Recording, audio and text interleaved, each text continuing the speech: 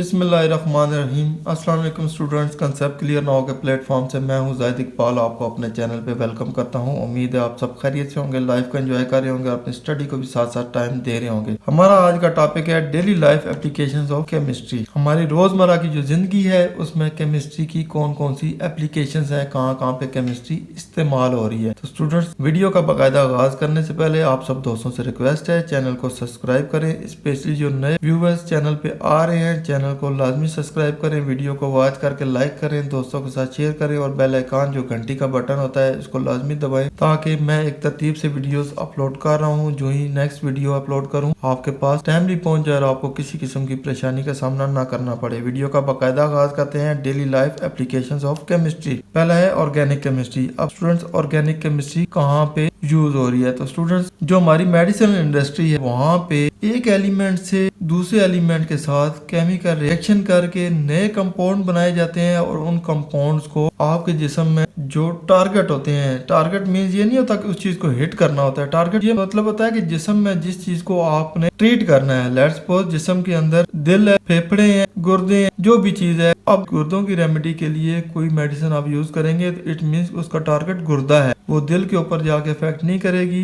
फेफड़ों के ऊपर नहीं करेगी, आपकी आंतों को इफेक्ट नहीं करेगी, बल्कि वो गुर्दे में जो चीज नुकसान दे रही है उसको टारगेट करेगी। तो जिस्म में जिस चीज का इलाज करना होता है उससे रिलेटेड जो एलिमेंट्स होते हैं उनको दूसरे एलिमेंट के साथ रिएक्शन करके नए कंपाउंड बनाए जाते हैं, मेडिसिनल फॉर्म में लाया जाता है और उस टारगेट को हिट किया जाता है जिसके ऊपर इसने जाके काम करना होता है। कहता है टू ट्रीट डिजीजेस, बीमारियों को ट्रीट करने के लिए organic chemist synthesize new medicine. Organic chemist नई मेडिसिन इजाद करते हैं। सिंथेसाइज मीन्स कि किसी भी एलिमेंट को प्रोसेस करके दूसरे एलिमेंट के साथ नई चीज बनाना, इसको कहते हैं सिंथेसाइज। तो नई मेडिसिन बनाते हैं सिंथेसाइज के अमल से। That interact with specific target, जो कि स्पेसिफिक टारगेट को, खास टारगेट को जाके इंटरेक्शन करती हैं, लाइक प्रोटीन्स और एंजाइम्स। और टारगेट में प्रोटीन और एंजाइम की इन्होंने मिसाल दी है कि जिस्म में प्रोटीन को ट्रीट करना है, प्रोटीन की मिकदार कम या ज्यादा करनी है, या जिस्म में जो एंजाइम्स हैं उनको कम या ज्यादा करना है, उनको ट्रीट करना है। ये उसके टारगेट है, ये उनको जाके हिट करेगी, उनको ट्रीट करेगी। तो इसमें ये जो मेडिसिन बना रहे होते हैं ये ऑर्गेनिक केमिस्ट्री के ऊपर काम कर रहे होते हैं। नेक्स्ट है इनऑर्गेनिक केमिस्ट्री। अब हम उन चीजों की बात कर रहे हैं जो कि इनऑर्गेनिक कंपाउंड्स हैं। कहते हैं लिथियम आयन, जिनको हम लियॉन बैटरीज भी कहते हैं आम जबान में। तो स्टूडेंट, दो किस्म की बैटरीज होती हैं, दो किस्म के सेल होते हैं। एक वो सेल होते हैं जो रिचार्जेबल होते हैं, एक वो होते हैं जो रिचार्जेबल नहीं होते। जैसे आपके घड़ी में रिमोट में जो सेल डलते हैं वो रिचार्जेबल नहीं होते, वो लियॉन नहीं होते, उनको जो डील करेगी फिजिकल केमिस्ट्री डील करेगी। लेकिन ऐसी बैटरीज जैसे आपकी मोबाइल फोन की बैटरी होती है, या आपके घर में कोई टॉर्च है उसकी बैटरी है, उसको आप चार्जिंग पे लगाते हैं, इट मीन्स उसी बैटरी को आप चार्ज करके दोबारा यूज कर रहे हैं। लेकिन आपके टीवी का रिमोट का जो सेल है या आपके घर के वॉल क्लॉक में जो सेल है, आप उसको रिचार्ज नहीं कर सकते। तो जो रिचार्जेबल बैटरी होती है उनको लियॉन बैटरीज कहते हैं। बेसिकली लिथियम आयन है और इसकी शॉर्ट फॉर्म है लियॉन। तो Li-ion batteries are used as rechargeable battery for electronics, toys, wireless headphones, handheld power tools, small and large appliances, electrical storage devices and electric vehicles. तो students, ये सारी चीजें, जैसे आपके घर में कुछ इलेक्ट्रॉनिक्स होते हैं, कुछ खिलौने होते हैं, वायरलेस हेडफोन को भी आप चार्जिंग पे लगाते हैं, हैंड हेल्ड पावर टूल्स। अब हैंड हेल्ड पावर टूल्स का मतलब ये है कि आपके हाथ में जो मोबाइल है या टॉर्च है वो सारे इसमें आ जाते हैं। स्मॉल एंड लार्ज एप्लायंसेस, छोटी और बड़े appliances, plus electrical storage devices, जैसे घर में आपके जो यूपीएस लगा हुआ है उसके साथ स्टोरेज बैटरी जो है उसकी बात हो रही है। एंड इलेक्ट्रिकल व्हीकल्स, आजकल जो इलेक्ट्रिकल गाड़ियां आ गई हैं, बाइक्स आ गई हैं, वो रिचार्जेबल सारे। तो जितनी भी चीजें रिचार्जेबल होंगी, जो बैटरी काम कर रही होंगी, उनको इनऑर्गेनिक केमिस्ट्री डील कर रही होगी। नेक्स्ट आता है analytical chemistry. Analytical chemistry means कि किसी भी चीज का हिसाब किताब करना, उसकी तरतीब करनी, उसकी मिकदार देखनी, उसके इफेक्ट्स देखने, ये सारे एनालिटिकल केमिस्ट्री में आता है। अक्सर आपने देखा होगा फोरेंसिक रिपोर्ट आ गई, दुनिया में किसी जगह पे कोई क्राइम होता है, एक पार्टी होती है जो उसके ऊपर वर्क करती है, सैंपल्स लेती है, उसके ऊपर केमिकल रिएक्शन करती है, उन केमिकल रिएक्शन के मुताबिक उसकी फोरेंसिक रिपोर्ट्स आती हैं। उन रिपोर्ट्स में चीजें डिस्क्लोज होती हैं कि ये कत्ल हुआ, कैसे हुआ, कौन से आले से हुआ, इसमें कौन कौन से रिएक्शंस थे, कैसे हुआ, ये सारी चीजें उस रिपोर्ट में आ जाती हैं। वहाँ पे सारे एनालिटिकल यूज हो रहे होते हैं।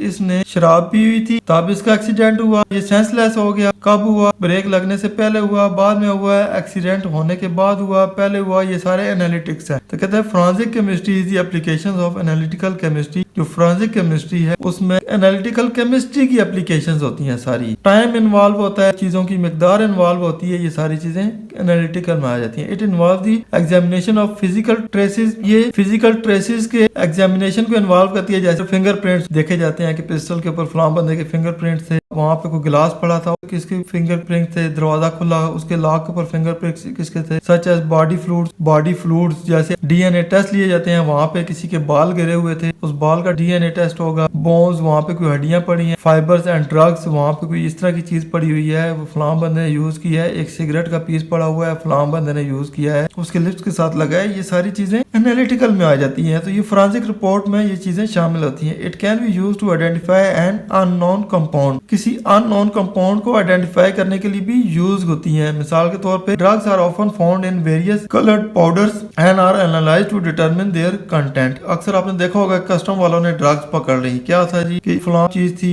उसके अंदर लेके जा रहे थे। अब मिसाल के तौर पे कोई कलर पाउडर था, उसके अंदर उन्होंने ड्रग छुपा दी और इसको स्मगल करने की कोशिश कर रहे थे कलर पाउडर में डाल के। अब एनालिटिक्स की मदद से आप उसके कंटेंट को वहां से ढूंढ निकालेंगे। ये देखें, ये सारी चीजें फोरेंसिक से रिलेटेड है, एनालिटिकल केमिस्ट्री में यूज हो रही है। तो स्टूडेंट्स, जो मेडिसिन से रिलेटेड थी वहाँ पे ऑर्गेनिक केमिस्ट्री यूज हो रही थी। जो रिचार्जेबल लियॉन बैटरी थी वहाँ पे इनऑर्गेनिक केमिस्ट्री यूज हुई। जो फोरेंसिक रिपोर्ट में यूज हुई अननोन कंपाउंड को फाइंड करने के लिए, स्मगलिंग को रोकने के लिए या किसी भी कत्ल का सुराग लगाने के लिए एनालिटिकल केमिस्ट्री यूज हुई। नेक्स्ट आता है फिजिकल केमिस्ट्री। अब स्टूडेंट्स, इनऑर्गेनिक और फिजिकल में आप देखें, यहाँ पे जो बैटरी यूज थी वो रिचार्जेबल थी, यहाँ पे नॉन रिचार्जेबल है। Physical chemistry is a part of our daily life. ये हमारी डेली लाइफ का एक पार्ट है। The battery in our vehicles are build on the principles of electrochemistry. अब जो व्हीकल्स होती हैं उनके अंदर जो बैटरीज होती हैं जिनका पानी भी चेंज करना पड़ता है और वो एक मैकेनिकल प्रोसेस के जरिए रिचार्ज होती हैं। आपका बाइक चलता है तो बैटरी साथ साथ रिचार्ज हो रही होती है। अब यहाँ पे रिचार्ज का प्रोसेस चेंज हो रहा है, यहाँ पे जो प्रिंसिपल्स यूज हो रहे हैं। अब यहाँ पे तो डायरेक्ट आपने उसको रिचार्ज कर लिया, लेकिन यहाँ पे कुछ प्रिंसिपल यूज हो रहे हैं कि बाइक है उसकी बैटरी को आप कोई एक्स्ट्रा पावर तो नहीं देते ना रिचार्ज करने के लिए, वो साथ साथ रिचार्ज हो रही होती है, क्योंकि वहाँ पे रूल्स एंड रेगुलेशन यूज हो रहे होते हैं, थ्योरीज यूज हो रही होती है कि जब टायर में मैकेनिकल एनर्जी आएगी वो उसको रोटेटरी में शिफ्ट करेगा, मैकेनिकली उसकी जो मूवमेंट होगी ट्रांसलेटरी मूवमेंट होगी रोटेटरी मूवमेंट में शिफ्ट करेगा और वो रोटेशन बैटरी के अंदर जो आयंस होंगे उनको रिचार्ज करता रहेगा। तो यहाँ पे फिजिकल प्रोसेस आ गए। यहाँ पे सिंपल आपने रिचार्ज किया था, लेकिन यहाँ पे कुछ कानून आ गए। नेक्स्ट आ गया एनवायरमेंट केमिस्ट्री। अब ये देखें, सीवरेज की लाइन है और इसको साफ पानी में गिराया जा रहा है। ये एनवायरमेंट को खराब कर रही है, पोल्यूट कर रही है। Environment chemistry used to protect water that has been poisoned by soil and dust by using different methods, for example sedimentation, filtration and disinfection. तो स्टूडेंट्स, साफ पानी में जो पोल्यूशन शामिल हो जाती है, आया कि उस डस्ट की वजह से होती है या किसी केमिकल कंपाउंड को इसके अंदर मिक्स करने की वजह से होती है, उसको मुख्तलिफ किस्म के मेथड यूज करके साफ किया जाता है। वो कौन कौन से हैं? सेडिमेंटेशन। तो स्टूडेंट, सेडिमेंटेशन का मतलब ये होता है कि किसी चीज को हम कहते हैं ना नथार लेना। जो गंदा पानी होता है उसको एक जगह पे खड़ा कर दें, उसमें जो इम्प्योरिटीज होंगी वो नीचे बैठ जाएंगी, ऊपर जो पानी होगा उसमें से इम्प्योरिटीज कम हो जाएंगी। उसको नेक्स्ट आप फिल्ट्रेशन की तरफ ले जाएंगे। फिल्ट्रेशन मीन छानना लगाया हुआ है आपने, छानने में पानी आपने गुजार देना है और सॉलिड उसमें से पीछे रह जाएंगी। अक्सर किसी कपड़े में पानी को डालते हैं ना तो ऊपर से इम्प्योरिटीज उसमें रहती है, पानी उसमें से गुजर जाता है। इसको कहते हैं फिल्ट्रेशन, फिल्टर करना, यानी कि लिक्विड और सॉलिड को अलग कर लेना। तो सबसे पहले आप सेडिमेंटेशन करेंगे, पानी को एक तालाब में खड़ा कर देंगे, वहां पे उसके अंदर जो गंदगी होगी, जो ज़रात होंगे वो नीचे बैठ जाएंगे, ऊपर पानी आ जाएगा। उस पानी को नेक्स्ट आप फिल्टर करेंगे, मजीद आगे गुजारेंगे, उसमें से भी जो इम्प्योरिटीज होंगी, समझ लेंगे आगे कपड़ा लगा दिया, जाली लगा दी, तो इम्प्योरिटीज पीछे रह जाएंगी, पानी आगे निकल जाएगा। एंड डिसइंफेक्शन, नेक्स्ट जो पानी बचेगा उसमें इम्प्योरिटीज ऑलरेडी बैठ चुकी थी, सॉलिड पार्टिकल पीछे रह गए थे, सिर्फ पानी था। अब पानी में बच गया बैक्टीरिया और हार्मफुल जर्म्स। कुछ मेडिसिन डालेंगे जिसमें वो बैक्टीरिया और हार्मफुल जर्म्स मर जाएंगे और उसको कहेंगे डिसइंफेक्शन, पानी साफ हो जाएगा। ये 3 प्रोसेस है। पानी को सबसे पहले नथार लिया जाता है, एक जगह पे खड़ा कर दिया जाता है, इम्प्योरिटीज नीचे बैठ जाती हैं, फिर उस पानी को फिल्ट्रेशन के अमल से गुजारा जाता है, उसमें से पानी आगे निकल जाता है। जो सॉलिड पार्टिकल इस अमल के बाद बच जाते हैं वो उधर रह जाते हैं, सिर्फ पानी रहता है आगे। उस पानी में फिर मेडिसिन डाली जाती है। अक्सर हम घरों में एक्वा टैप मेडिसिन यूज करते हैं ना पानी को साफ करने के लिए, उसके अंदर बैक्टीरिया जर्म्स मारने के लिए, ये वो चीज है। तो स्टूडेंट्स, ये था हमारा आज का टॉपिक जिसमें हमने daily life applications of chemistry के बारे में पढ़ा। उम्मीद है